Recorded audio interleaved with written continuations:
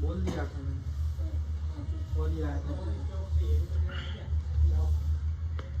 सभी लोग हाथ जोड़ लेंगे। आवाज थोड़ी बढ़ा दो विनय जी इसकी। नमो अरिहंताणं नमो सेताणं नमो ऐरियाणं नमो वज्रायाणं नमो लोये सब साहुणं। जय बोलिए देवादिदेव प्रथम तीर्थंकर आदिनाथ भगवान की, अनंतानंत सिद्ध परमेष्ठी भगवानों की, अंतिम तीर्थंकर वर्तमान शासन नायक महावीर भगवान की, इस युग के प्रथमाचार्य चारित्र चक्रवर्ती आचार्य भगवान शांत सागर जी महान मुनिराज की, सभी लोग जो इधर उधर हैं उन सबको बुला लो।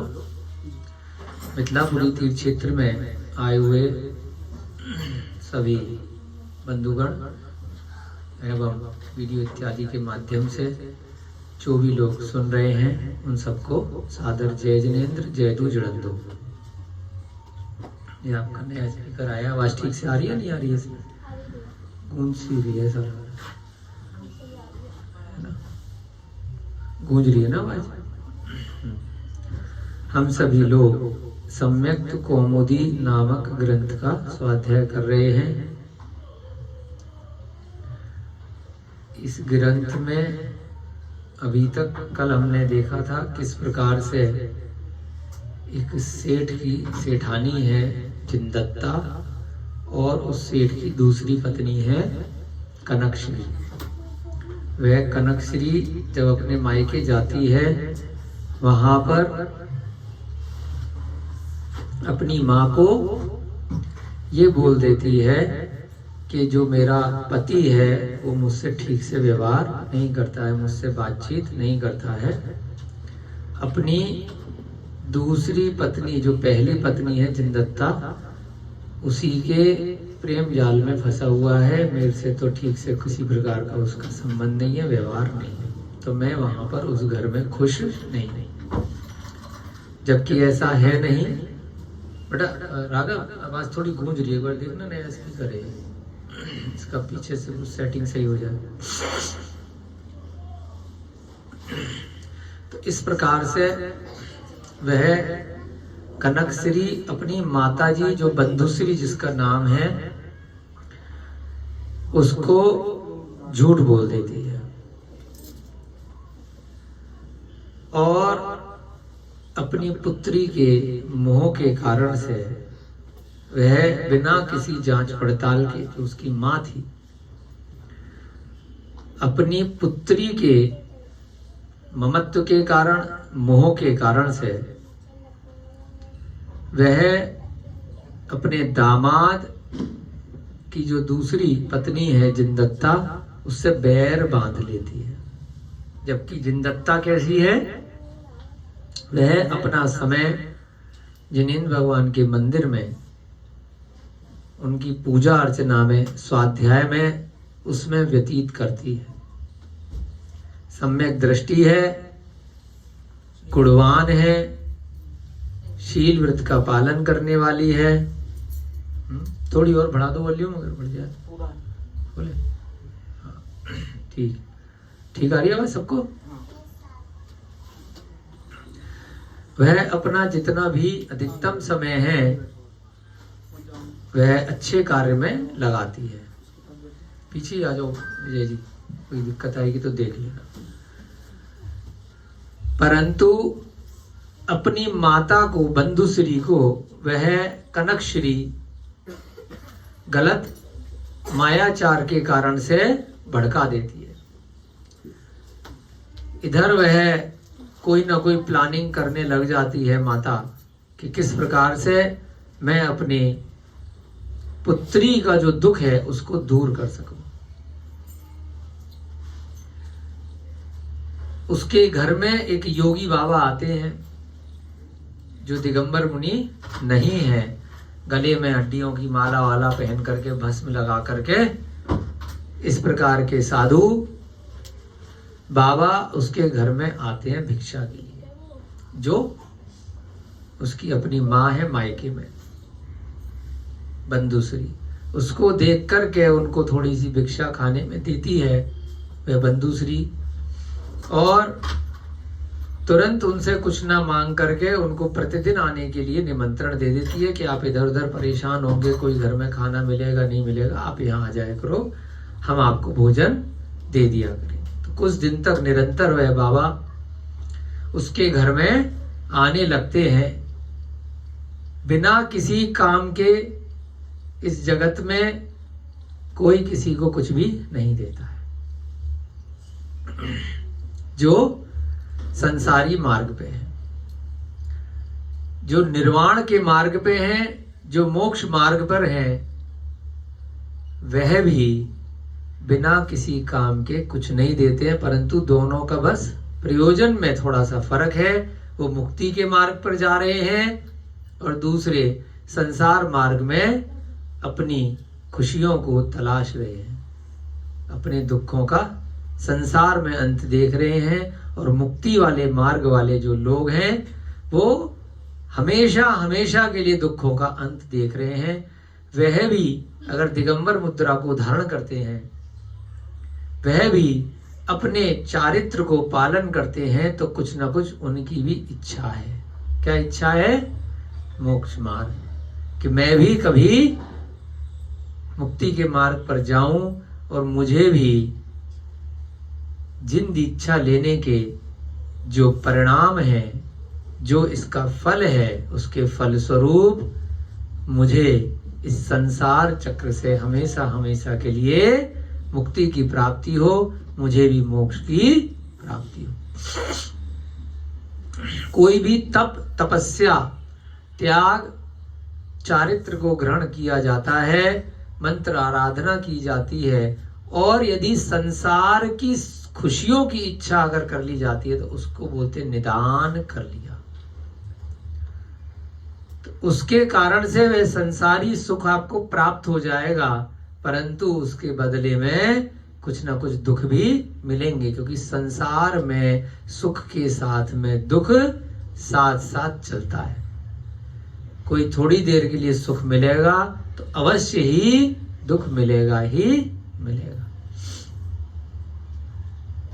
आपको मकान बनाना है तो मकान बनाने के बाद रोहिता जी सुख तो मिला, लेकिन उसके लिए धन इकट्ठा किया, लोन लिया, तो साथ साथ दुख भी साथ साथ चल रहा है। खाना बना करके खाया तो खाना बनाने के लिए मेहनत लगी तो थोड़ा दुख भी मिलेगा। पेड़ भी लगाया है फल खाने के लिए, बाद के सुख के लिए, तो आप खुदाई कर रहे थे ना अभी, तो थोड़ा सा गर्मी सर्दी बरसात मेहनत लगेगी ना, दुख मिलेगा, धूप में तपोगे। तो संसार के कोई भी प्रयोजन है, कुछ भी आप ले लीजिए, उसमें दुख के साथ सुख चलेगा, सुख के साथ दुख चलेगा ही चलेगा। परंतु मोक्ष मार्ग में अगर दुख मिल रहा है तो उसका अंत बाद में जाकर के शाश्वत सुख है। सिद्ध शिला पर सुख ही सुख है, अनंत सुख उसको बोला। अनंत चतुष्टय में एक जो होता है उसको बोलते अनंत सुख, अनंत वीर, अनंत सुख उसमें आता है ना। तो उसमें क्या है, एक बार दुख लिया और परमानेंट सुख है। बाकी संसारी कार्यों में जरा सा दुख लोगे फिर सुख मिलेगा, अगले दिन फिर खाना बनाना है। एक उदाहरण भी आता है, रोज गड्ढा खोदना है, रोज पानी पीना है, रोज मेहनत करनी है, और रोज ग्राहक आएगा तब कुछ पैसे मिलेंगे, रोज रिक्शा चलाना पड़ेगा तब रोज सवारी बैठेगी, रोज पैसे आएंगे, रोज दुकान पे बैठोगे, आपकी ज्वेलरी की दुकान है तो तभी पैसे आएंगे, उससे ही घर खर्च चलेगा। एक बार बैठे और हमेशा आता रहे ऐसा संभव नहीं है। लोग बोलते हैं रॉयल्टी इनकम, ब्याज की इनकम, उसमें भी निगरानी रखनी पड़ती है, हमेशा नहीं आएगा अगर ध्यान नहीं दोगे। रेंट पे भी हर महीने लेने जाना पड़ेगा, ब्याज के लिए भी मेहनत करनी ही पड़ेगी। एक बार ऐसी छोड़ दिया तो जरूरी नहीं है बाद में आएगा नहीं आएगा, कुछ टाइम तक तो आएगा, है ना। शेयर में भी पैसे लगा दिए तो उसको देखना पड़ता है, इसलिए सट्टा बोलते हैं कि कब ऊपर चला गया, कब नुकसान हो गया, कभी नीचे चला गया। तो यहाँ पर भी वही उदाहरण दिया है कि बिना किसी प्रयोजन के कोई भी संसारी व्यक्ति कोई कार्य नहीं करता। वह बंधुश्री भी उस बाबा को रोज खाना खिला रही है तो कोई ना कोई उसको उससे फायदा चाहिए।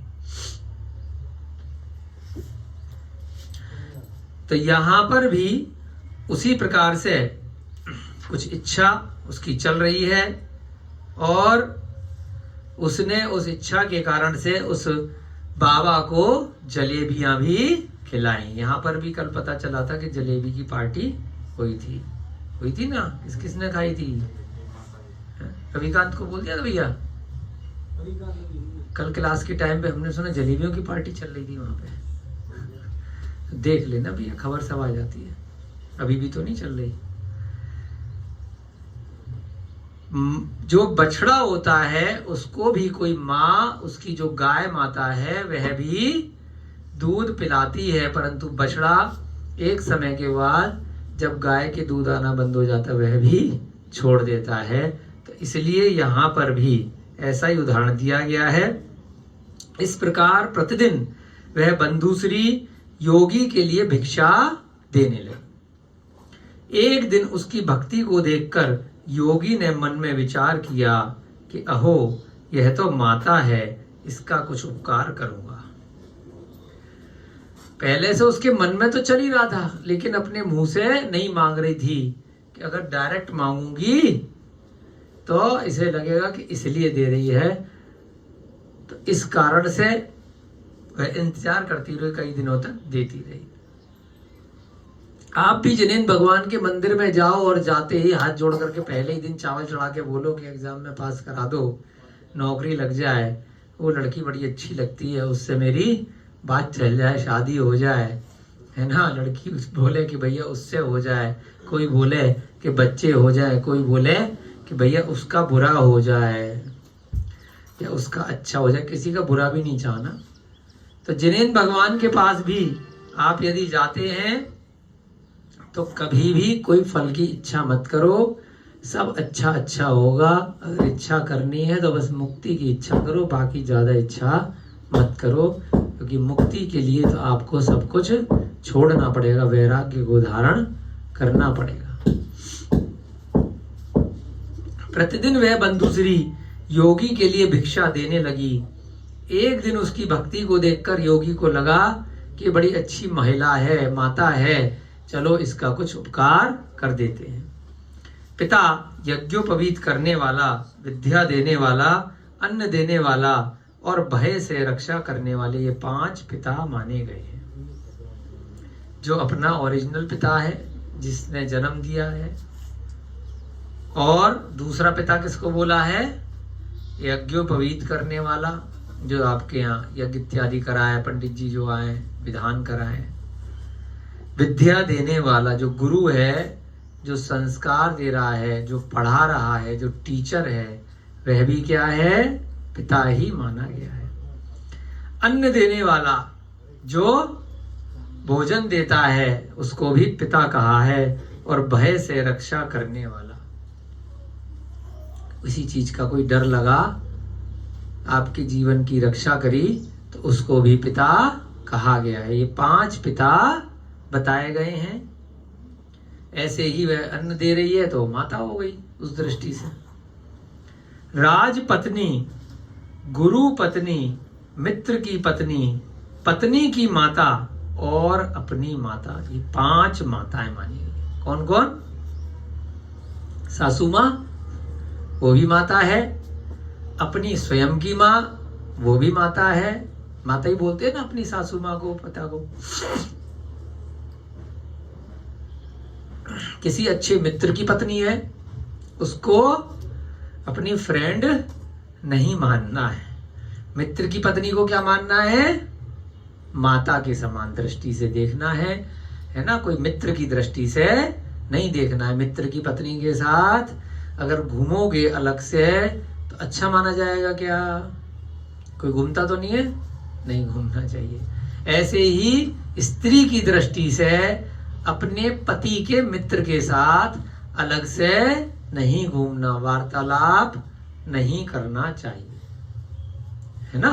कोई काम है ना, कोई ऐसा विशेष कार्य है तब बात अलग है। जब मन में कोई भी गलत आचरण नहीं है, गलत इच्छा नहीं है, भ्राता मान के या पिता मान के तो पत्नी मित्र की साथ में, पति के मित्र के साथ में व्यवहार रख सकती है, लेकिन पिता की दृष्टि से या फिर भ्राता इत्यादि की दृष्टि से।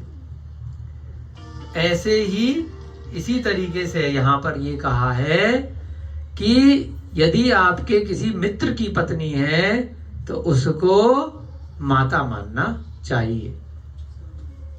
गुरु की अगर पत्नी है तो वह भी कहते हैं ना गुरु माँ है।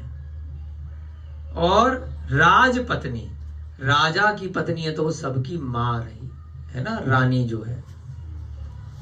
ये 5 माताएं मानी गई हैं। तदनंतर योगी ने कहा कि हे मातः, मुझे महाविद्या की सिद्धि है, तुम्हारा जो प्रयोजन हो कहो, मैं वैसा करूं। वह मिथ्या दृष्टि कुछ तांत्रिक इत्यादि रहा होगा, माला वाला भस्म लगा करके। मिथ्या दर्शन के साथ भी बहुत सारी विद्याएं सिद्ध हो जाती हैं, परंतु सांसारिक विद्याएं सिद्ध होती हैं। और अगर ऐसा जीव मरण करता है तो चूंकि वह बहुत सारा तप इत्यादि करते हैं, गृहस्थ का त्याग करते हैं, तो ऐसा कई बार ग्रंथों में उदाहरण आया है कि जो मिथ्या दृष्टि साधु होते हैं, जो जैन धर्म के अतिरिक्त कोई अन्य दर्शन में, अन्य धर्म में जो लोग तप इत्यादि करते हैं, तो वे लोग भवनत्रिक में जन्म लेते हैं। भवनत्रिक का क्या तात्पर्य है? ज्योतिष, भवनवासी और व्यंतर। ये जो ज्योतिष विमान है, चंद्र, सूर्य, ग्रह, नक्षत्र और प्रकीर्णक तारे। प्रकीर्णक तारे का तात्पर्य क्या होता है? प्रकीर्णक तारों का मतलब होता है जो तारे हैं वह तितर बितर बहुत सारी जगह रहते हैं, है ना। तो इसलिए उनको बोलते हैं प्रकीर्णक। अलग अलग अलग अलग अलग अलग अलग ऐसे, जैसे आपने बूंद ली, पानी लिया और छिटक दिया, तितर बितर रहते हैं, तो प्रकीर्णक तारे वे कहलाते हैं। ध्रुव तारा अपने स्थान पर स्थिर रहता है। बाकी के जितने तारे हैं, चंद्र, सूर्य, ग्रह और नक्षत्र हैं, ये सभी जो 2.5 दीप के अंदर होते हैं, जो 45 लाख योजन का क्षेत्र है, उसमें सुदर्शन मेरु की, सुमेरु पर्वत की परिक्रमा करते हैं। जितने भी ये ज्योतिष विमान है 5 प्रकार के, ध्रुव तारे को छोड़कर, ध्रुव माने स्थिर, ये सभी सुमेरु पर्वत की परिक्रमा करते हैं मात्र 2.5 द्वीप में। 2.5 द्वीप के बाहर मध्य लोक में जितने भी ज्योतिष विमान हैं, ये सब स्थिर रहते हैं, ध्रुव रहते हैं। यहाँ पर ध्रुव तारे और बाकी का चक्कर नहीं है, सभी एक जैसे हैं, वहीं पर रहेंगे, हिलेंगे नहीं। हमारी जो पृथ्वी है जिस पे हम बैठे हैं, इसको चित्रा पृथ्वी बोलते हैं, ऊपरी वाले भाग को। पहली पृथ्वी पर हम लोग रहते हैं, उसको रत्न प्रभा पृथ्वी कहा जाता है। उसके 16 ऊपरी वाले भाग हैं। ऊपरी वाला जो भाग है वह खर भाग कहलाता है। दूसरे नंबर का भाग है वह पंख भाग कहलाता है, और तीसरा भाग है वह अबहुल भाग कहलाता है। कौन कौन सा? खर भाग, पंख भाग और अबहुल भाग। खर भाग के जो ऊपरी वाला हिस्सा है, उसके भी 16 हिस्से हैं खर भाग के, तो सबसे ऊपरी वाला जो पहला हिस्सा है उसको बोलते हैं चित्रा पृथ्वी। क्या बोलते हैं? तो जिस पृथ्वी पर, जिस जमीन पर हम बैठे हैं, इसका क्या नाम है? चित्रा पृथ्वी। इसी चित्रा पृथ्वी पर व्यंतर देव घूमते रहते हैं, जो भूत पिशाच राक्षस इत्यादि 8 प्रकार के व्यंतर होते हैं। और इसके नीचे जो पंख भाग है, वहां पर भवनवासियों के मकान रहते हैं, बड़े बड़े भवन रहते हैं, उनके चैत्यालय भी रहते हैं। उसके नीचे जो अबहुल भाग है, वहां पे नरक वाले जीव रहते हैं, नारकी जीव रहते हैं, जो गलत काम करेंगे, 5 प्रकार के पाप और कषाय इत्यादि करेंगे, मांस इत्यादि का सेवन करेंगे, शहद खाएंगे, मदिरा पिएंगे, शराब पिएंगे, पर स्त्री गमन, वैश्या गमन और शिकार खेलना, सप्त व्यसन करेंगे। वो सब कहाँ जाएंगे? वे सब वहीं जाएंगे, नरक। और इनमें भवनवासी में, व्यंतर में, और जो ज्योतिष वाले विमानों के हमने बताए जो घूमते रहते हैं, वहां पर रहने वाले देव होते हैं। ये जो पृथ्वी है, पृथ्वी देव नहीं है, पृथ्वी पर व्यंतर देव रह रहे हैं, घूम फिर रहे हैं, भूत भूत चढ़ गए किसी को, है ना? बेटा सीधे सीधे बैठो। है अमन भैया नहीं आए क्या आज? सीधे बैठो। क्या कह रहे? सीधे बैठो। फोन कर दो एक बार, बच्चों को संभालेंगे ना, सब बच्चे उधम मचा रहे। सीधे बैठो। तुम भी देखो। है तो जो व्यंतर, भवनवासी और तीसरे ज्योतिष, इन तीनों को मिला के क्या बोलते हैं? भवनत्री। कहाँ रहते हैं? व्यंतर कहाँ रहते हैं? इस 2.5 द्वीप पे और 2.5 द्वीप के बाहर भी, वात वलयों तक, जहां तक मध्यलोक 1 राजू तक फैला हुआ है, उन सब जगह व्यंतर इत्यादि घूमते फिरते रहते हैं, भटकते रहते हैं, पेड़ों पे, कंदराओं में, गुफाओं में, निर्जन मकानों में। 6 महीने तक आप अपने मकान में नहीं गए तो हो सकता है वहां पर व्यंतर इत्यादियों का निवास हो जाए। तो इसलिए आप जब नए मकान में प्रवेश करते हैं तो आप पूजा प्रवाह करते हैं ना, गृह प्रवेश, तो सब शास्त्रों में आई हुई विधि है, सब विज्ञान है इसी प्रकार का। तो ऐसे ही जब बहुत ज्यादा दिनों तक आपका मकान दुकान बंद रहे, सालों बाद अगर खुले, तो अजीब सा उसमें लगता है, भूत बंगला लगता है। हवेली हो जाती है ना पुरानी, 10 साल से नहीं खुली, 20 साल से नहीं खुली, 50 साल से नहीं खुली, तो खंडहर बन जाता है, फिल्मों में दिखाते हैं। तो क्यों हो जाता है? वह वहां पर व्यंतर आकर के रहने लग जाते हैं। तो यदि वहां पर आप पूजा विधि विधान दोबारा से कर लें और उन व्यंतर देवी देवताओं को आह्वान कर लें कि अब इस स्थान को छोड़ करके आप कहीं और चले जाइए, तो चले जाते हैं। तो बहुत लोग कहते हैं हम तो किसी को नहीं मानते, हम ये नहीं मानते, हम वो नहीं मानते। सब मानते हैं, सबके घर में मृत्यु हो जाए सब तेरे ही करते हैं, सब उठा नहीं करते हैं, है ना?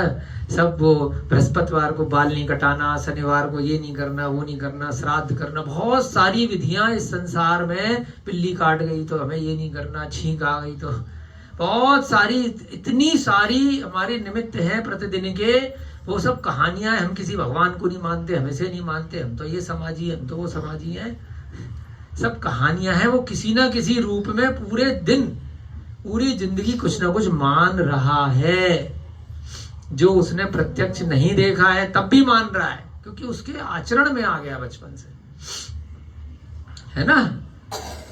हम दाढ़ी नहीं बनाएंगे मंगल को, हम ये नहीं करेंगे, तो कुछ ना कुछ क्रियाएं कर रहा है जाने अनजाने में, क्योंकि उसके रीति रिवाज में आए हुए हैं। तो ऐसे ही पेड़ की पूजा कर रहा है, कोई नदी की पूजा कर रहा है, कोई करवा चौथ पे चंद्रमा को दिखा रहा है, कोई सूर्य को जल चढ़ा रहा है, सब कुछ ना कुछ कर रहे हैं। नास्तिक कोई भी नहीं है।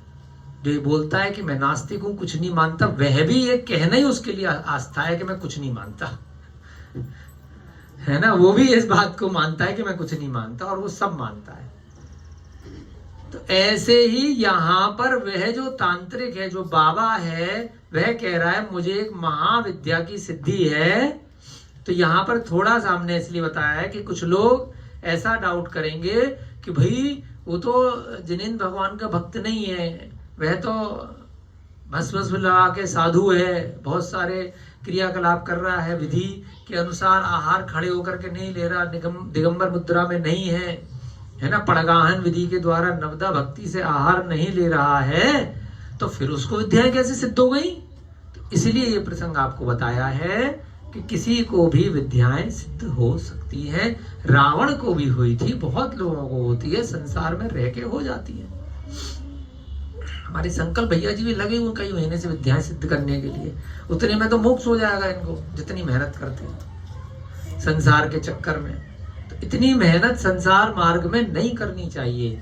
आप अपना समय यदि सम्यक दृष्टि है तो बर्बाद कर रहे हो, क्योंकि हजारों लाखों प्रकार की विद्याएं सम्यक दृष्टि के पास, जब वह सम्यक दृष्टि के साथ में चारित्र का पालन करता है तो सारी विद्याएं अपने आप आ जाती हैं, उनको सिद्ध करने की जरूरत नहीं होती। विशेष रूप से विक्रिया रिद्धि विष्णु कुमार जी को अपने आप आ गई, उन्होंने कोई विक्रिया के लिए कोई सिद्धि नहीं करी बैठ के, वो तो अपना चारित्र का पालन कर रहे हैं, तप कर रहे हैं। बाली मुनि के पास में इतनी बड़ी रिद्धि सिद्ध हो गई कि जरा सा सब पैर का अंगूठा इतना सा किया और रावण का विमान हिल गया, पागल हो गया वो, रो रो करके कि मुझे बचाओ मुझे बचाओ। बाली, सुनिए ना कहानी, कैलाश पर्वत पर बाली मुनि तपस्या कर रहे थे, ऊपर से रावण जी का विमान निकला, उनका विमान रुक गया, परेशान हो गए। मंदोदरी भी थी, बहुत रोई, बहुत बिलखी कि मेरे पति को छोड़ दो। रावण को इतना घमंड, मेरे से ज्यादा बल कैसे आ गया इसके बाली के। मुनि बनने के बाद इतनी रिद्धियां हो गई बाली के पास, हल्का सा अंगूठा ऐसे दबाया और रावण हाहाकार, पागल हो गया, दब के वहां पे पत्थर गिरी। तो भैया बचाओ बचाओ। क्यों दबाना पड़ा? क्योंकि रावण बाली के रिद्धियों से, उनकी शक्तिशाली की शक्ति के सामने नतमस्तक हो गया, तो उसने उनको तो कुछ कर नहीं पा रहा था, कैलाश पर्वत को हिलाने लग गया परेशान करने के लिए।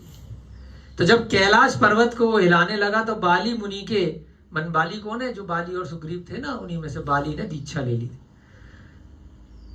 हनुमान, बाली, सुग्रीव ये सब विद्याधर थे। तो बाली मुनि के बस मन में आया कि भरत चक्रवर्ती ने इतने सुंदर कैलाश पर्वत पर चैत्यालय बनाए हैं, इतनी सुंदर सुंदर रत्नमयी प्रतिमाएं बनाई हैं, इस रावण पागल के चक्कर में इन मंदिरों को क्षति पहुंच सकती है। उनको बचाने के प्रयोजन से बाली मुनि ने थोड़ा सा ट्रेलर दिखाया रावण को कि भाई चला जा, यहाँ टेंशन मत दे फालतू की। उनका और कोई प्रयोजन नहीं था। मुनि बनने के बाद किसी को शक्ति नहीं दिखाई जाती। इतने बल, इतनी शक्ति, इतनी रिद्धियां उत्पन्न हो जाती है मनुष्य भव में ही, और बाद में यदि मुनि को मोक्ष नहीं भी हुआ तो वह निश्चित तौर पर वैमानिक स्वर्ग इत्यादि जाते हैं, वहां पर भी बहुत सारी उनको रिद्धियां प्राप्त होती हैं। अड़िमा, गड़िमा इत्यादि बहुत सारी रिद्धियां प्राप्त हो जाती हैं। शरीर भी वैक्रिया से वैक्रियक शरीर मिलता है। तो यहाँ पर भी उस भस्म इत्यादि रखने वाले को महाविद्या की सिद्धि थी, तो उसने उस माता को बोला कि आप जो मांगोगे मैं पूरी करूंगा कोशिश करके। इसके पश्चात रोती हुई बंधु श्री ने गदगद कंठ से सभी हाल कह दिया। गदगद माने थोड़ा रोते हुए रुझासे कंठ से, मेरी बेटी है, उसका पति है, बात नहीं करता है, तुम कुछ करो ना बाबा। माँ के साथ ऐसे ही होता है, बिना बात के मोह, अपना भी बैर पाल रही है मोह के कारण से। हाय मेरी बेटी, हाय मेरा बेटा, हाय मेरा पति, कुछ नहीं रखा इन सब चीजों में। यही मायाचार्य, यही मोह है। फिर स्त्री पर्याय मिलेगी। पता चला कि मनुष्य भी नहीं बनी स्त्री, तो जाकर के कुत्ता, बिल्ली, गधा, घोड़ा, त्रिंच में जाकर के स्त्री पर्याय है ना। वहां पर भी गधी, कुतिया या घोड़ी या शेरनी या सुअरी, मतलब स्त्री पर्याय से फिर मायाचारी करी, तो उसके बाद और बढ़ेगा, आपका कम नहीं होगा। तो बढ़ेगा तो कहां जाएगा? त्रियंच गति में जाएगा जी, पशु पर्याय में जाएगा, और स्त्री में तो रहना ही रहना है। अधिक क्या कहा जाए, उसने यहां तक कह दिया कि यह पापनी जिंदत्ता तेरे द्वारा मारने योग्य है। क्या कह दिया?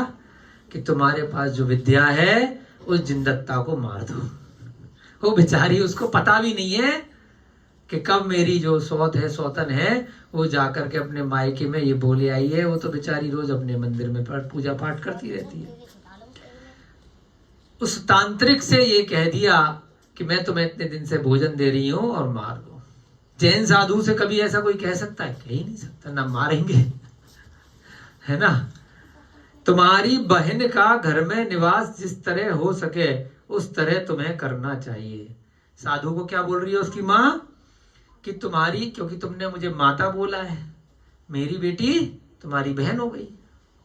हो गई नहीं हो गई? साधु की रिश्ते में जब माता बोल दी आपने किसी को, तो उसकी बेटी बहन लगी नहीं लगी? क्यों? इतना तो रिश्ता समझते हो। तो वह माता बंदुसरी उस साधु को क्या कह रही है? तुम्हारी बहन बेचारी इधर उधर पड़ी हुई है और वो दोनों, उसके पति और उसकी सौतन, दोनों मंदिर में अकेले रहते हैं। वो बेचारी घर पे अकेली रहती है, वो अपने घर में अच्छे से रहे, इसके लिए तुम जिनदत्ता को मार दो। तब योगी ने कहा, हे माता, तुम स्थिर हो जाओ, तुम चिंता मत करो, निश्चिंत रहो, मुझे जीवों को मारने में कोई शंका नहीं है। तो देखिए क्या साधु, इसीलिए समझा रहे हैं कि हर एक के चक्कर में नहीं पड़ना है। जो जाकर के कुछ भी लोगों को लगे बुरा भला, जो साधु के नाम पे चरस ले रहे हैं, गांजा खा रहे हैं, बड़े बड़े सिगार पी रहे हैं, है ना, गलत कार्य कर रहे हैं, इतने सर में जुए हो गए, कीड़े मकोड़े दुनिया भर का, नहाते नहीं सालों तक, है ना। भाई जैन साधु भी नहाते, लेकिन उनके शरीर से कभी भी कीड़े मकोड़े तो नहीं होते, क्योंकि वह अपना केश लॉन्च करते हैं, हर 3 महीने में सफाई करके रखते हैं, हाथों से निकालते हैं अपने बालों को, है ना। नाखून भी नील कटर से भले ही ना काटे, लेकिन पत्थर इत्यादि पे जो भी ऐसे विकल्प रहते हैं वहां पर अपनी सफाई रखते हैं। तो और बाकी उनका तप रहता है, निर्ग्रंथ रहते हैं, है ना, 22 परिचयों को सहन करते हैं, तो उनके शरीर से तेज निकलता है। तो इसलिए किसी प्रकार की कोई भी ऐसी उनकी चर्या नहीं होती कि जिससे दूर भागने का मन करे। कोई भी ऐसा अभक्ष पदार्थ जिसमें जीव रहे, जिसमें हिंसा हो, न मदिरा का सेवन करते, न मधु का सेवन करते, न असमय भोजन करते, अंतरायों को देखते हुए आहार लेते हैं विधि पूर्वक, हर एक किसी से आहार दान भी नहीं लेते, विधि पूर्वक चर्या के लिए निकलते हैं। और जिस श्रावक ने नवदा भक्ति पूर्वक आहार दान दिया है, उसी के घर में आहार लेते हैं, ऐसे किसी के यहाँ नहीं पहुंच जाते। सब उन्हें ज्ञात रहता है कि किसने शुद्ध भोजन बनाया है, वहीं पर आहार लेते। 6 महीने तक आदिनाथ भगवान आहार के लिए निकले। राजा श्रेयांश ने अपने जाति स्मरण से जब पूर्व भव का ज्ञान किया, तब जाकर के आहार दिया, तभी आहार लिया, नहीं तो किसी से आहार लिया भी नहीं। पूर्व भव से जाना राजा श्रेयांश और उनके भाई सोमदत्त ने, उन्होंने आहार दिया। पूर्व भव से कैसे जाना? आदिनाथ भगवान के वे राजा श्रेयांश पिछले भव में धर्म पत्नी थे। क्या थे? पत्नी थे, और अपनी स्त्री पर्याय का छेदन करके उन्होंने उस भव में दीक्षा ग्रहण करी, जिसके कारण से वह पुरुष पर्याय में आए और राजा बने, हस्तिनापुर के राजा श्रेयांश। तो उन्होंने पूर्व भव में जिस प्रकार से आदिनाथ भगवान के पिछले भव के जीव के साथ में आहार दिया था अन्य मुनि महाराज को, तो उनके ज्ञान में आया, स्वप्न में आया, और उसके बाद उनको जाति स्मरण हुआ और उनको पूरी विधि ज्ञात हो गई, और तभी उन्होंने उसी प्रकार से आहार दान का जो वहां पर सिस्टम है उसको बनाया, किस प्रकार से मुझे नवदा भक्ति से आहार देना है।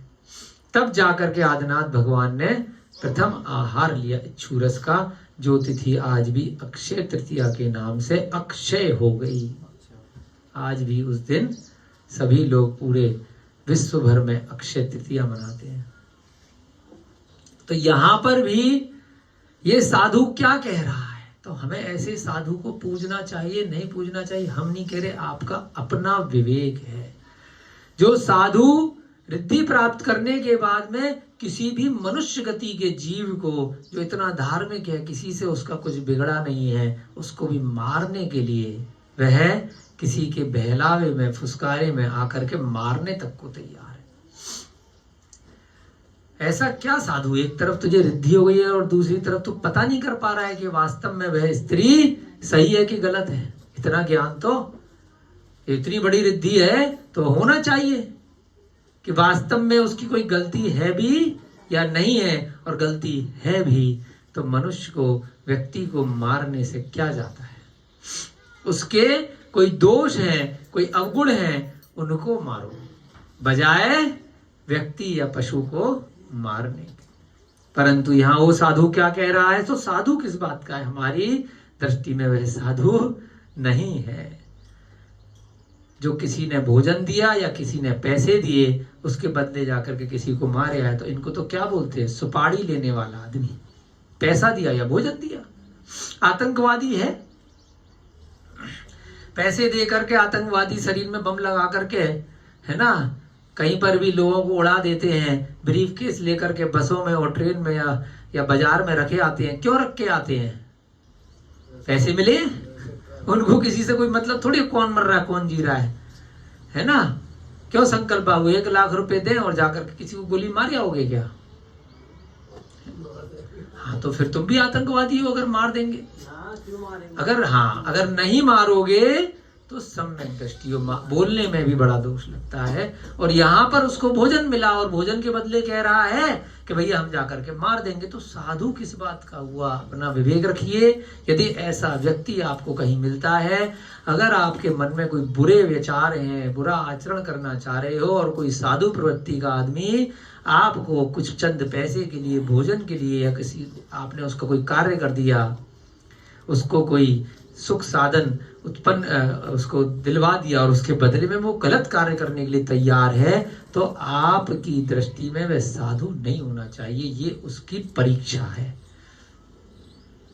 अगर वह गलत कार्य करने के लिए तैयार है तो वह साधु नहीं है, फिर तो वह, हमने बताया ना, आतंकवादी है, दुष्ट है, मायाचारी है, राक्षस है, कोई गलत व्यक्ति है साधु के वेश में। आज मैं कृष्ण पक्ष की चतुर्दशी के दिन शमशान में विद्या सिद्ध कर निश्चित ही जिनदत्ता को मार डालूंगा और अपनी बहन कनकश्री को सुखी करूंगा। बड़ा खूब कहा है आज तुमने। आज कृष्ण पक्ष है, चतुर्दशी भी है ना। बहुत बार फिल्मों इत्यादि में दिखाते भी, अमावस्या में एकदम काली रात होती है, भूत प्रेत ज्यादा मंडराते हैं, तो भूत को सिद्ध कर लूंगा वहां जाकर के शमशान में बैठ के, है क्यों, क्योंकि बहुत सारी लाशें होती हैं, तो लोग मरने के बाद वहां भटकती रहती हैं, आत्माएं ज्यादा रहती हैं शमशान में, तो उनमें से किसी को सेट कर लूंगा और जिनदत्ता के पास भेज के निपटा दूंगा, और उसके बाद तुम्हारी जो बेटी है कनकश्री वो खुश हो जाएगी। करते ना बहुत सारे लोग, पुतला बनाया, पिंचो, वही बहुत सुनते रहते हैं हम भी कहानियां, वश में कर लिया किसी को, बहुत सारे तंत्र विद्याएं, क्या करना, किसी को कष्ट दे के, किसी को मार के, जिसने आपको कष्ट दिया है भूल जाओ, माफ करो, आगे बढ़ो। बैर पालोगे, आज वो मर जाएगा, दुखी होगा, कल को वो तुम्हें परेशान करेगा, फिर तुम्हें परेशान करोगे, ऐसी चक्र चलता रहेगा, चलता रहेगा, चलता रहेगा।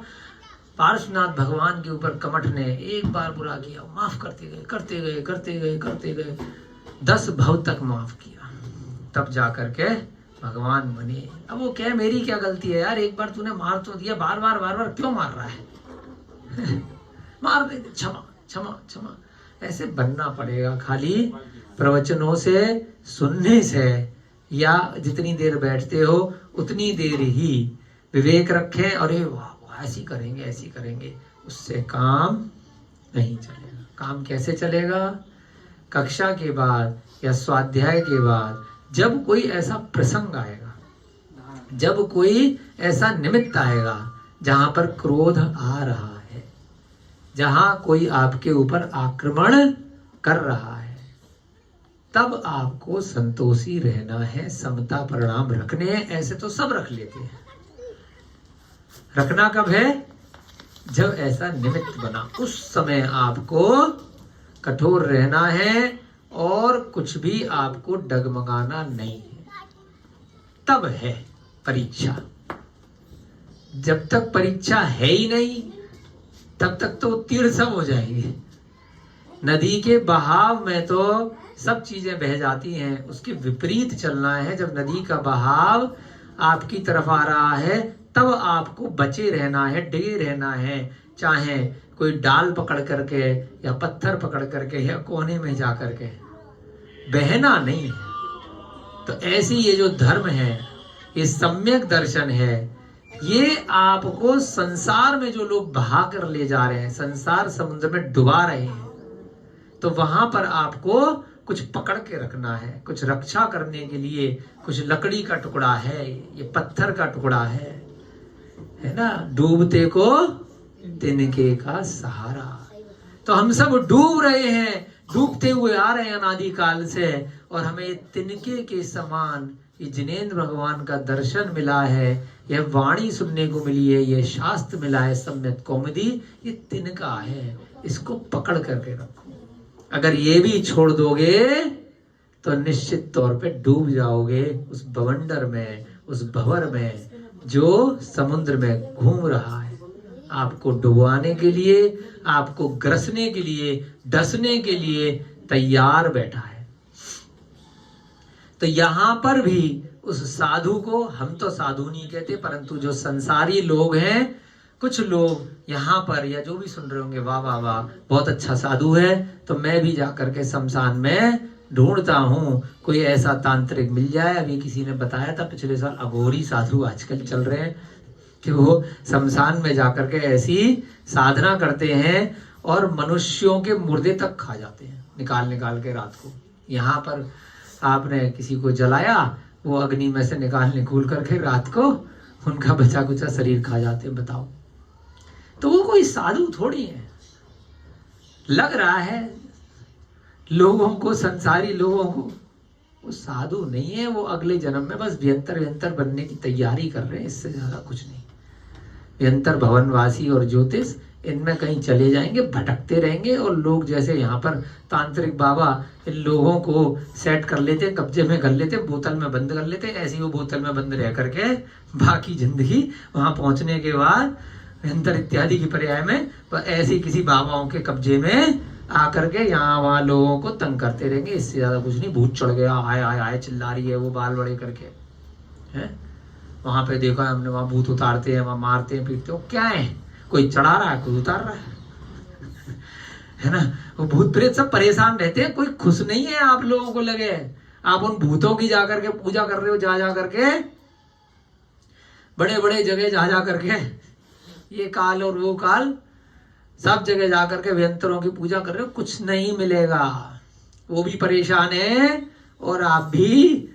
अभी लगेगा कि उसने आपकी परेशानी दूर कर दी, कोई परेशानी दूर नहीं करी। अभी आपको बताया था, थोड़े समय के लिए सुखी कर दिया और बाद में दुखी हो गए, क्योंकि निदान पाल लोगे। कोई चक्कर में मत पड़ो ज्यादा, अगर बात मानते हो तो। नहीं मानो तो तुम्हारी मर्जी। जिन दत्ता को मार डालूंगा, रात में वहां पहुंच जाऊंगा। यदि ऐसा नहीं कर सका तो अग्नि में प्रवेश करूंगा। अब डायलॉग मारने शुरू कर दिए योगी बाबा ने। तूने मुझे अन्न दिया है ना, तेरा नमक खाया है, तो अब नमक का फर्ज चुकाऊंगा, मर जाऊंगा, लेकिन तूने जरा सी बात मांगी है पूरी करूंगा। अगर जिनदत्ता को नहीं मारा तो मैं मर जाऊंगा उसी आग में, जो कुंड जलाऊंगा, जिससे मैं सिद्धि करूंगा बैठ करके, मैं खुद ही मर जाऊंगा।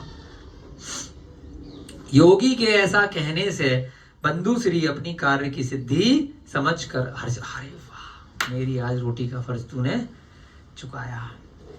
कापालिक नाम था उस योगी का। क्या नाम था? कापालिक भी ऐसी प्रतिज्ञा करके तथा कहकर चतुर्दशी के दिन पूजा की सामग्री लेकर शमशान गया। चतुर्दशी थी, चौदस थी, जो भी उसको हवन नवन करना होगा अपने बाबा का, वो सब सामग्री लेकर के तंत्र विद्या के लिए खोपड़ी खोपड़ी लटका करके वो कहाँ पहुंच गया? शमशान पहुंच गया। इन ग्रंथों में सब चीज मिलेगी आपको, जो मिथ्या दर्शन में हो रहा है सब मिलेगा, और बिल्कुल आप लॉजिकली देख सकते हो कि वो सही हो रहा है कि गलत हो रहा है। वहां जाकर के बच्चे की बलि मांगते हैं। अरे खुद कॉमन सेंस लगाओ, अपना बच्चा पैदा नहीं हो रहा है, दूसरे का बच्चा उठा कर ले जा रहे हो मारने के लिए, वहां इन बाबाओं के चक्कर में। जानवर ले जा रहे हो, बकरा ले जा रहे हो, कौवा ले जा रहे हो, भेड़ बकरी ले जा रहे हो, मार दे। अरे क्या पागल बने। वो देवी ने नहीं मांगा, न बाबा ने मांगा, वो आपकी बुद्धि भ्रष्ट हो गई है। बलि दे करके चाहे मनुष्य की दो या पशु की दो, कैसे सुखी हो सकते हो? कुछ तो विवेक लगाओ। विवेक खत्म। उसने बोला है मेरा काम हो जाएगा, मुझे पैसे मिल जाएंगे, छोटी छोटी सी इच्छाओं के लिए, जरा से रुपए पैसे धन वैभव सुख संपदा के लिए आप किसी पशु की या किसी मनुष्य के बच्चे की या मनुष्य की चोरी छिपे, यहाँ तक कि भैंस की बलि, गाय की बलि, ऊंट की बलि, दुनिया भर के इतने बड़े बड़े जानवरों की बलि देने के लिए पगला जाते। कुछ विवेक नहीं रह गया है। और ये आज का नहीं है, अनादिकाल से है।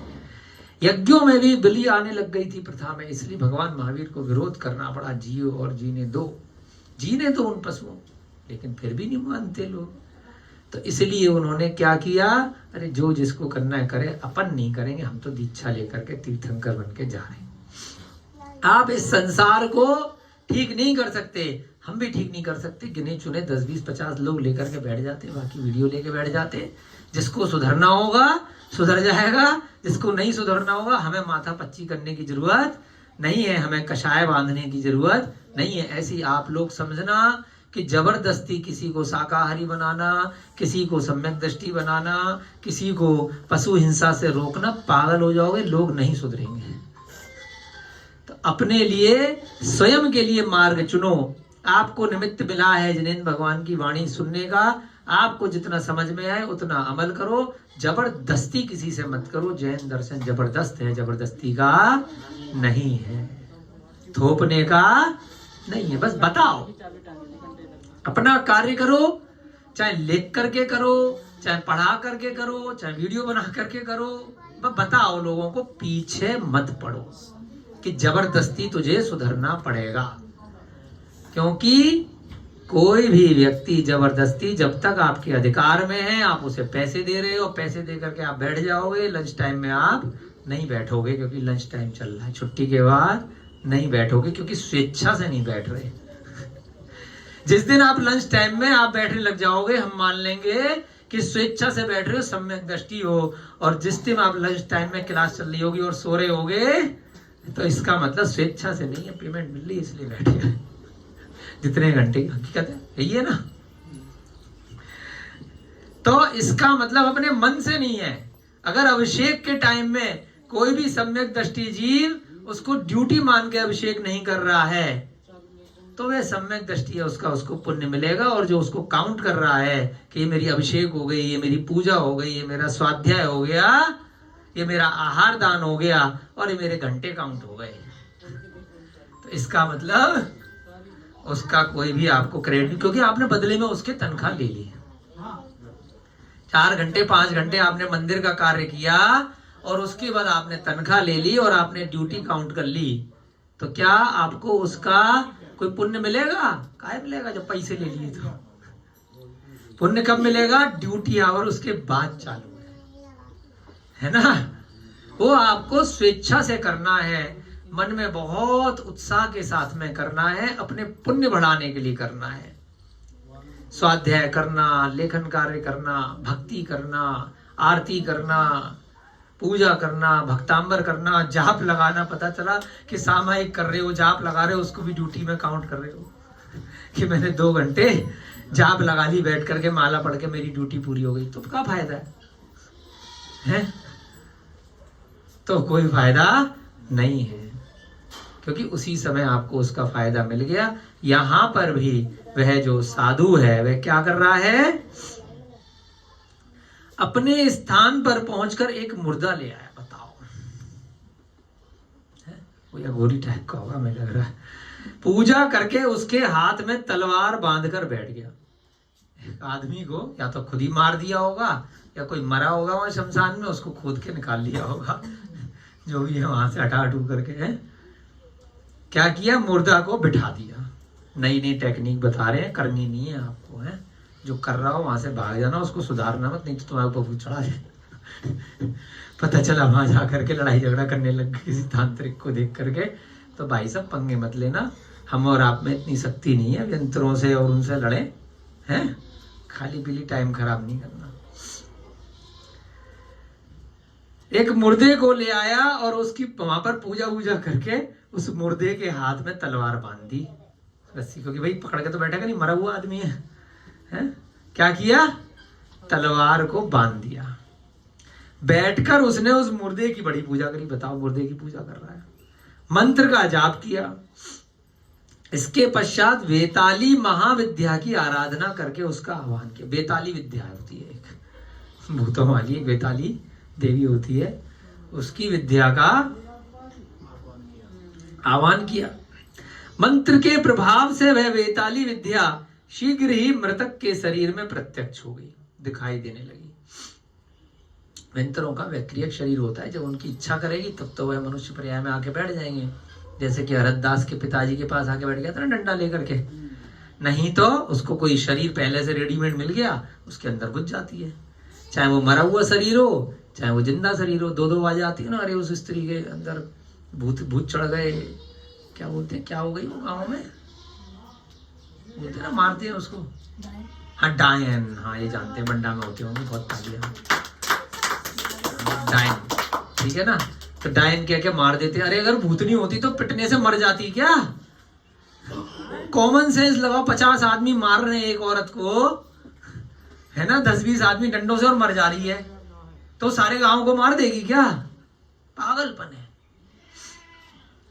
होता है ना ऐसे ही कि डायन हो गई है, भूतनी हो गई है, इस पे भूत चढ़ गए, मार दो मार दो मार दो मार दो, 10-20 बच्चे बड़े लोग मिले, ढे मार रहे, वो बेचारी अपने प्राणों की भीख मांग रही है, मर गई। अगर वो उसके अंदर बहुत भयंकर शक्ति होती तो कैसे मर जाती? कमाल है। फिर भी लोग विवेक शून्य हो गए।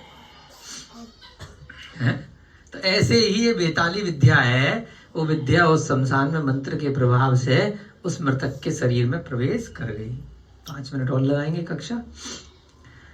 अब दिखाई देने लगी। उसने कहा, हे कापालिक, जिस कार्य के वश मेरी आराधना की है वह कार्य करो। बोलो क्या मांगते हो?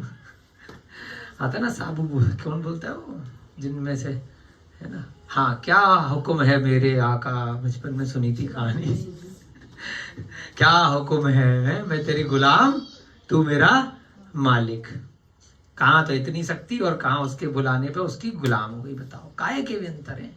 समझ में नहीं आ रहा आपको कि वो तो जरा सा 2 घंटे की पूजा में उसको पूरी जिंदगी नचाता रहेगा बेचारा जब तक चाहेगा। तो कुछ नहीं रखा है अभ्यंतर भवनवासी, और इनमें बहुत सावधान हो जाओ, इनके चक्कर में मत पड़ो। अगर पढ़ना है तो सिद्ध के चक्कर में पढ़ो बस। अगर रास्ते में कोई वेटिंग रूम मिलेगा, प्रतीक्षालय मिलेगा, तो वो वैमानिक का मिलेगा, भवनत्रिक का नहीं मिलेगा। पंचम काल में मोक्ष नहीं हो सकता है, कोई बात नहीं, बीच में स्टेशन पड़ेगा। वो कहाँ का पड़ेगा? वैमानिक का। 100 धर्म से लेकर के 16 स्वर्ग। और कहीं पर ऐसा प्रसंग आया है कि आप जाकर के अनुदिश, ग्रैविक और अनुत्तर में भी जा सकते हो, अगर दिगंबर दीक्षा ले ली है तो। नहीं तो फिर विदेह में चले जाओगे। लेकिन विदेह में ऐसा प्रसंग आया कि मिथ्या दर्शन के साथ जाओगे, तो इसलिए विदेह के चक्कर में मत पड़ो, बीच में वेटिंग रूम में चले जाओ। वैमानिक में खूब नंदीश्वर दीप इत्यादि के दर्शन करो, सुदर्शन मेरु के, पंचमेरु के, अकृत्रिम चैत्यालयों के, तीर्थंकरों के समूह में बैठो और अगले भव में जल्दी 2-4 भव में मोक्ष चले जाओ। क्या दिक्कत है? तो भवनत्रिक के लिए कभी भी आकांक्षा मत करो कि मुझे तो ज्योतिष देव बनना है, मुझे तो भवनवासी बनना है, मुझे भी व्यंतर बनना है। क्यों चक्कर में पड़ रहे हो? मत बनो, मत करो गलत कार्य। यही सम्यक दर्शन है। सम्यक दृष्टि जीव नियम से भवनत्रिक में नहीं जाता है, नरक और त्रियंच में नहीं जाता है ना। अच्छे से स्वाध्याय करो, सम्यक ज्ञान हो जाएगा स्वाध्याय के साथ में। उसके बाद सम्यक दर्शन हो ही जाएगा। चारित्र का पालन कर लेना और रत्नत्रय हो जाएगा। तो यहाँ पे क्या कहा कि बताओ क्या करना है। हे कापालिक, जिस कार्य के वश मेरी आराधना की है वह कार्य बताओ। योगी ने कहा कि हे महामये, जिन मंदिर में स्थित कनक श्री की सौतन जिनदत्ता को मार डालो। मंदिर में बैठी है जहां साक्षात तीर्थंकरों की प्रतिमाएं हैं, वहां जाकर के व्यंतर है मार सकता है क्या? लेकिन नहीं, मार डालो, जाके देखते हैं क्या होता है। कौन बता रहा है? ये कुंदलता की जो दूसरी एक है ना मित्रश्री, उससे उसके पति ने पूछा है कि तेरा सम्यक दर्शन कैसे हुआ। तो वो ये सारी कहानी बता रही है कि मेरा सम्यक दर्शन कैसे हुआ है। मैं आपको कहानी बता रही हूँ वृषभ दास सेठ की, उसकी पत्नी जिनदत्ता और दूसरी पत्नी जो कनकश्री, जिससे उसको पुत्र रत्न की प्राप्ति हुई है। तो उसकी कहानी मित्रश्री बता रही है। कहानी के अंदर कहानी चल रही है, ध्यान रखना, पिक्चर भी ऐसी चलती है। पूरी वीडियो बना के रखो अपने माइंड में, जैसे सास भी कभी बहू थी और पिक्चर देखते हो ना, सीरियल कल क्या हुआ था, परसों क्या हुआ, पूरी सीरियल पूरा दिमाग में कंसंट्रेट करके रखते हो ना, तो भयंकर तरीके से 2.5-3 घंटे तक मूवी में है। जलेबी खाते में भी रखते हो ना, तो ऐसे ही कि कैसे खानी है, क्या खानी है, ऐसे यहाँ पर भी इस जलेबी को खाओ कि कहाँ किसने बनाई है, किसनी कथा बनाई है ये वाली। कौन बता रहा है? मित्रश्री बता रही है। किसको बता रही है? अरहत दास को बता रही है। किसकी बता रही है? वृषभ दास की, जिनदत्ता की और उसकी दूसरी पत्नी कनकश्री। कनकश्री की माता कौन है? बंधुश्री है। ये तांत्रिक कौन है? कापालिक है। ठीक है, तो इसको बोला कि जाओ और जैन मंदिर में बैठ करके जो वो पूजा पाठ कर रही है उसको निपटा दो, है ना। कितने 5 मिनट और बचे। कापालिक के वचन सुनकर विद्या ने कहा तथास्तु। अपन सांधारा में कहते हैं ना सदास्तु, तथा सुनने का ऐसा ही हो, जैसा आपने आदेश दिया है वैसा ही करूंगी। तदनंतर हर्ष से किलकिल शब्द करती हुई वह विद्या जिनदत्ता के पास गई। अब विद्या कैसे जा रही है? वो मरे हुए शरीर के अंदर, इसलिए भाई शरीर मृतक का है, मृतक के अंदर घुस गई है, हाथ में तलवार है। ऐसी तो मूर्ति अजीब सी बना देते हैं ना लोग, जीभ बाहर निकल रही है क्योंकि मरा हुआ शरीर है ना, बदबू आ रही होगी, सड़ रहा होगा कई दिन का है, उसमें घुस गई कोई देवी। आपको लग रहा अरे पता नहीं इसके अंदर कितनी शक्ति आ गई, बैताली विद्या उसके अंदर घुस गई। कहां पहुंच गई? जिनदत्ता के पास। ज्यों ही वह देखती है त्यों ही उसने उस जिनदत्ता को देखा जो कि प्रोषद व्रत लिए हुए थी। चतुर्दशी के दिन तो भाई उपवास चलता है, हमारा भी चलता है अष्टमी चतुर्दशी को। तो वो तो इतनी बढ़िया धार्मिक कार्य कर रही है, तो प्रोषद माने अष्टमी और चतुर्दशी को उपवास करना, है ना। तो चतुर्दशी को उसकी फास्टिंग चल रही है। जब फास्टिंग के दिन जैन मंदिर के अंदर व्यंतर किसी का कुछ उखाड़ पाएगा? कुछ नहीं उखाड़ पाएगा। सम्यक दृष्टि होगी तो कुछ नहीं होगा आपका, नहीं तो आपका सब उखाड़ लेंगे, डर जाओगे। तो जिसका चित्त सम्यक की भावना से युक्त था, जो कायोत्सर्ग से खड़ी थी, जाप लगा रही थी, अपना सामयिक कर रही थी, पंच परमेष्ठी के पदों का रमोकार मंत्र का पाठ कर रही थी। एक बार रमोकार मंत्र पढ़ा और वो व्यक्ति कहाँ पहुंच गया था? सीधे सौधर्म स्वर्ग का देव बन गया था। और यहाँ तो इतने दिन से लगी हुई है? तो ऐसे ही कोई मार देगा क्या उसको? ऐसे थोड़ी कर देगा। मंत्र का उच्चारण करिए, नमो अरिहंताड़म, नमो सिद्धाड़म, नमो आयरियाड़म, नमो वज्जाड़म, नमो लोहे सब। उसको तो बेचारी को कुछ मालूम ही नहीं है कि कोई मुझे मारने के लिए भूत भेज रखे हैं। वह वैताली विद्या यद्यपि अत्यंत शक्तिशाली थी तथा धर्म के महात्म्य से उसका कुछ भी कर सकने के लिए समर्थ नहीं हो सकी। उसने खूब कोशिश करी लेकिन कुछ नहीं बिगाड़ पाई, क्योंकि धर्म का महात्म्य था। जिसके हृदय में सम्यक्त रूपी देव निवास करता है, उसके नाम से सिंह, श्रगाल, हाथी, अग्नि, पानी, भयंकर सर्प, विष होता है ना जहर, समुद्र, स्थल, गर्त, मणिधारी सर्प, सर्प का भी बाप होता है मणिधारी सर्प, है ना। वो कौन सी पिक्चर थी अनुपम खेर की, नागिन, बचपन में कभी देखी होगी, हमारे से भी पिछले वाले काल में गई थी। तो कभी कभी नागिन करके पिक्चर थी, मणिधारी सर्प था, उसमें मणि के लिए लड़ाई होती थी। अभी भी होते होंगे ऐसी कहानियां, पिक्चर आती होंगी, आती है। चोर, दास भी कई बार जो नौकर होते हैं दुखी हो जाते हैं तो जाकर के बाद में बदला लेते हैं, दारू पी करके, है ना। दिक्कत आती है तो बाद में परेशान करते हैं। ग्रह भी कुछ नहीं बिगाड़ पाएंगे। और ये शनि ग्रह चल रहा है, मंगल ग्रह की दशा चल रही, राहु केतु की, अरे क्या कर लेंगे, वो तो है पत्थर के टुकड़े हैं ग्रह, उनके ऊपर देव रहते हैं। ग्रह किसी का कुछ नहीं बिगाड़ते, पागल बने, कि ग्रह बिगाड़ रहे तुम्हारी दशा और दिशा को। कुछ नहीं करते ग्रह, वो तो बेचारे सुदर्शन मेरु की परिक्रमा कर रहे हैं पूरी जिंदगी। 2.5 दीप के भार वाले स्थिर हैं। वो तो जैसे पृथ्वी है ऐसे 3 लोक के अंदर एक व्यवस्था है। जैसे नरक की जमीनें हैं, ईशत प्रागभार आपके सिद्धशिला की पृथ्वी है ना, देव है, देवलोक है, नरक लोक है, ऐसे ही ज्योतिष विमान है। उन विमानों के ऊपर रहने वाले देव हैं। उन देवों का शरीर कैसा है? बैल, हाथी, घोड़ा, है ना, इस प्रकार से 4 प्रकार से वह रूप लेकर के वह उनको घुमाते रहते हैं। नीचे रह करके 16 हजार देव रहते हैं सूर्य चंद्रमा के, और बाकी के कम रहते हैं 2.5 हजार। तो इस प्रकार से इनके देव उनको घुमाते रहते हैं, और वह निरंतर अनादि काल से यह प्रकृति का नियम है, घूमते रहते हैं। ये सब ग्रह व्रह किसी का कुछ नहीं बिगाड़ते। तो यहाँ क्या कहा है? शाकिनी रोग और शत्रु तुल्य उत्कृष्ट आपत्तियां विलीन हो जाती हैं। किसके? जिसके सम्यक रूपी हृदय में देव निवास करता है। कौन सा देव? सम्यक दर्शन का। अब बताओ हाथ खड़ा करके, सम्यक दर्शन चाहिए कि नहीं चाहिए? हाँ चलो, बच्चों ने भी हाथ खड़ा किया, इनको नहीं चाहिए, बहुत सुंदर, इनके पास पहले से, फिर भी चाहिए तो है ही। तो जिसके पास सम्यक दर्शन है तो क्रोध नहीं आना चाहिए, है ना। किसी भी निमित्त को देख करके भय नहीं आना चाहिए। मेरे पास तो सम्यक दर्शन है, डरूं क्यों? तो किस किस से नहीं डरना है? ध्यान से सुनेंगे और फिर कक्षा का समापन करेंगे।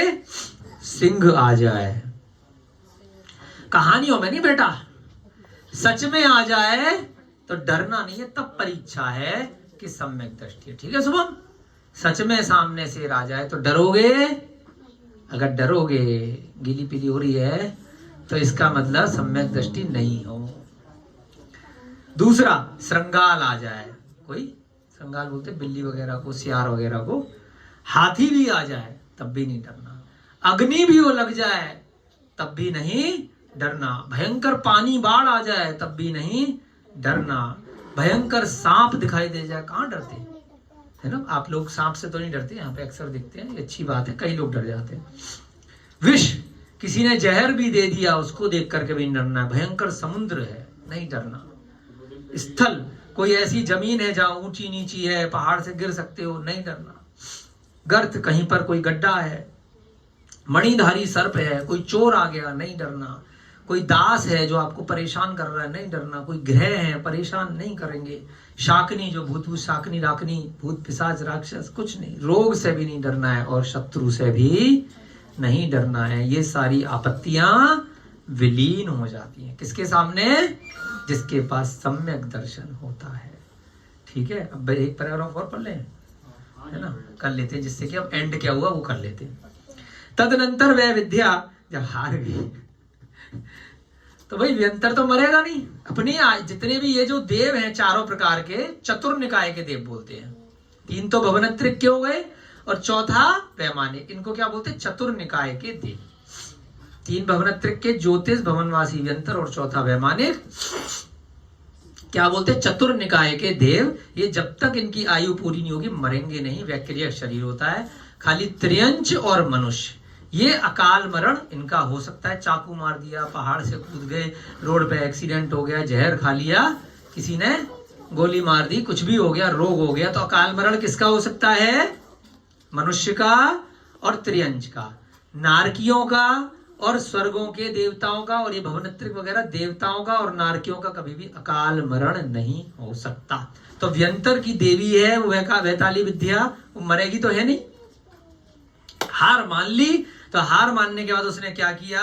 उस विद्या ने 3 प्रदक्षिणाएं दे दी। उल्टे के भाई साहब, इसके पास तो मुझसे भी ज्यादा बड़ी विद्या है। गृहस्थ है, महिला है, दिगंबर मुनि नहीं है। आप देखो, कुछ भी नहीं है, नॉर्मल श्राविका है हमारे आपकी तरह, परंतु उसने कुछ नियम ले रखा है। प्रोषद का उपवास किया हुआ है, अपने जीवन में जिनेन्द्र भगवान के अतिरिक्त किसी और को नहीं मानती है। तो हार करके उस विद्या ने क्या किया? 3 परिक्रमा दी, प्रदक्षिणा दी, और वापस शमशान में चली गई। उस भयंकर विद्या को देखकर योगी भाग गया। अरे भैया, विद्या वापस आ गई, मुझे मारेगी कहीं तो, क्योंकि मारने के लिए भेजा है तो किसी को तो मारेगी। पश्चात उस मृतक शरीर में स्थित विद्या को देखकर योगी ने पुनः उसे प्रेरित किया।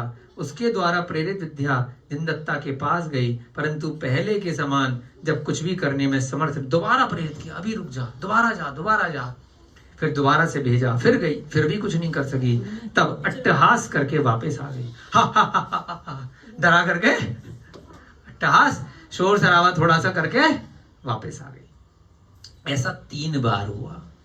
चौथी बार अपने मरण के भय से, क्योंकि अब विद्या तो कर ही ली है, कहीं ना कहीं तो किसी को मारेगी, तो बार बार, अब कितनी बार, चौथी बार अब लगा या तो मुझे अग्नि में प्रवेश करना पड़ेगा या ये विद्या ही मुझे मार देगी। उस भय से योगी ने कहा, हे महाभैरवी, कनक श्री और जिनदत्ता के बीच जो दुष्टा हो उसे मार डालो। अपनी जान बचाने के लिए उसने क्या ट्रम्प का इक्का खेला कि भाई मुझे जानकारी नहीं है कि सही कौन है गलत कौन है इन दोनों में। कनकश्री ने भड़काया है ना, अल्टीमेटली जड़ कौन है ना, तो जड़ तक जाओ। अगर कोई भड़का रहा है किसी के खिलाफ, जड़ को चेक करो किसने भड़काया है।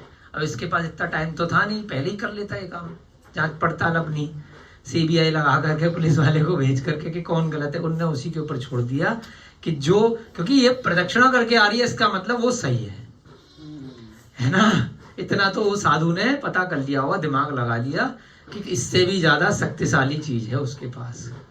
तो इसलिए इन दोनों में जो दुष्टा हो उनमें से एक को मार डालो और अपना पिंड छुड़ाओ, मेरा भी पिंड छुड़ाओ। और हम भी अब आपकी कक्षा का समापन करते हैं। जय बोली महावीर भगवान की, अनंत अनंत सिद्धि परमेष्ठी भगवानों की, सभी को जय जिनेन्द्र जय दू जड़ंदो। आगे देखेंगे किसको मारती है वो, कल की कक्षा।